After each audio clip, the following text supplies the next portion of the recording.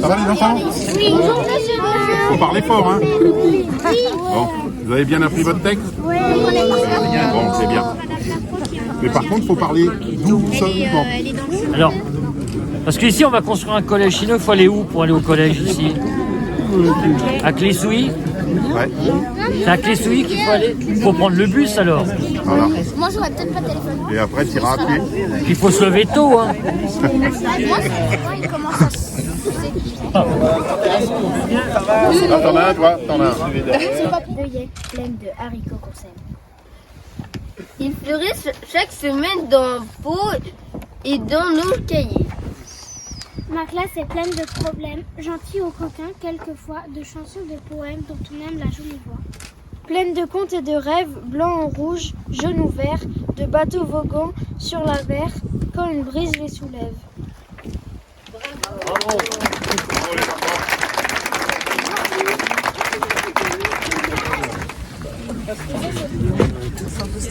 Vous le voyez, vous ne le verrez plus dans quelques instants. Ici, il y a le bleu blanc rouge, je ne sais pas. C'est pire, c'est un métier. Ouais, C'est ce que je dis toujours. Hein. bien. Mais oui. Ah, il va pas plus loin.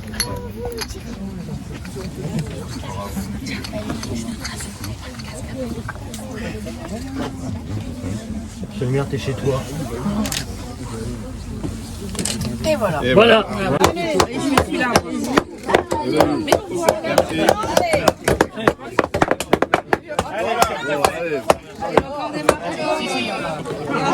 Je vous ai gardé le Un collège à Charny.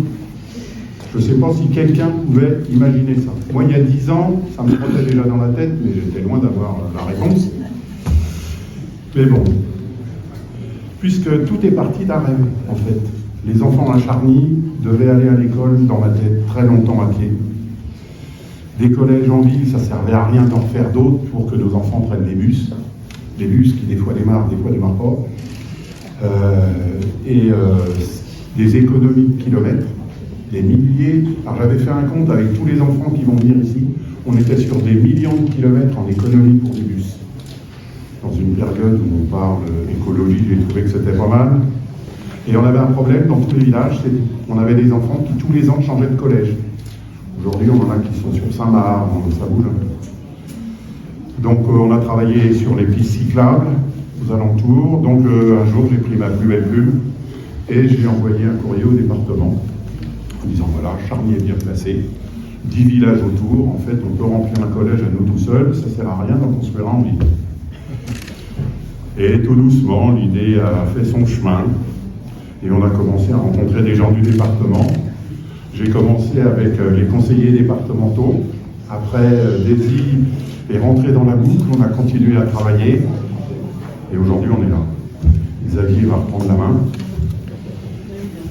Et on a toujours été soutenus par nos conseillers départementaux et par Daisy. Et ça, le département a toujours été derrière. Et les premières réunions qu'on a fait à la mairie était bien pleine, qu'avec des gens du département, que des directeurs de partout. Je me disais, où c'est que j'ai mis les pieds? Et puis en fait, non. Et en fait, la mairie a été facilitateur pour le département, de façon à ce qu'il n'y ait pas de point bloquant. Et en fait, on a fait une belle réussite, un beau travail de l'architecte, et je crois que les enfants vont être contents. Mais jamais une opportunité pareille ne se reproduira. Et je mesure la chance que nous avons eue en faisant cette proposition et en étant retenus par le département. Ce sera là le plus gros projet de la commune. Parce qu'il y a le collège, mais autour il y a le gymnase, il y a le dépose minute, il y a les plateaux EPS, il y a la gare routière, les espaces piétons, et tout ça est à la charge de la collectivité. Donc la commune ne pouvait pas seule gérer un tel projet. Et je remercie Jean-Louis, le président d'intercommunalité, d'avoir mis ses services à disposition pour que ce projet soit une réussite. Maintenant, il faut travailler, les enfants. On arrive aujourd'hui à ce projet qui est porté par le département, monsieur l'architecte, merci, dans sa totalité. C'est-à-dire que les études, la conceptualisation est portée par le département. Ce n'est pas toujours le cas. Et ce qui a permis d'ailleurs de mettre en place les choses que je voulais dans les nouveaux collèges.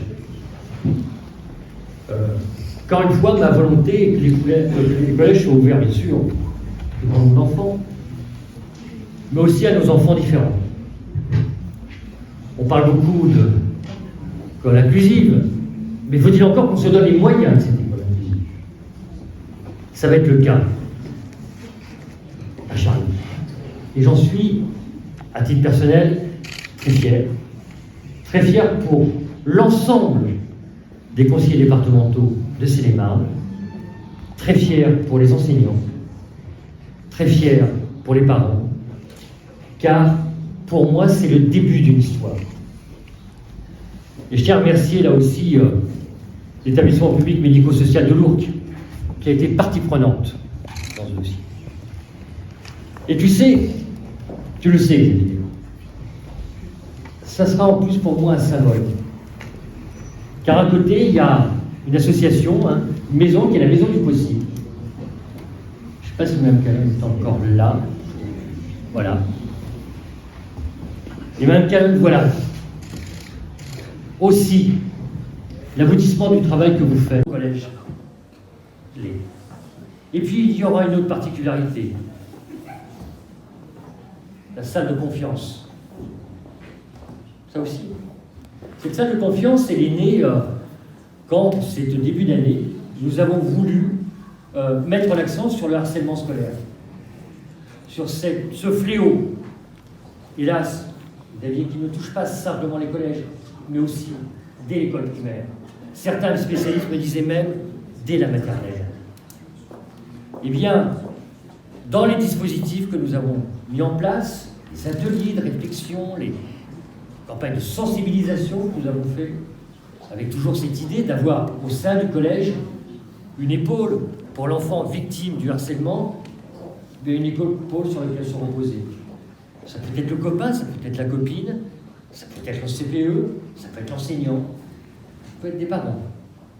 Et qu'on trouve à l'intérieur du collège une salle neutre où on puisse venir parler. C'est la salle de confiance. Là aussi, sur tous nos collèges de Seine-et-Marne, il y aura cette salle de confiance. Car on ne peut pas simplement dire voilà, c'est ça qu'il faut faire. Moi, de par mes origines corse, on est plutôt des œufs. Mais on essaie de faire par contre.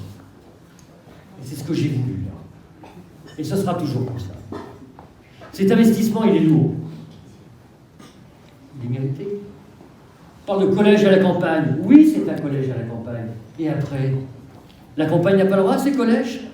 Nos zones rurales n'ont pas le droit à ces collèges qui permettent à des enfants de ne plus prendre le bus. Vous me direz, comme ça on peut se dire, le clé c'est pas loin, il ne faut pas exagérer. Là, pour un bout de chou qui rentre en 6e, c'est encore trop loin. On ne pourra pas faire des collèges partout.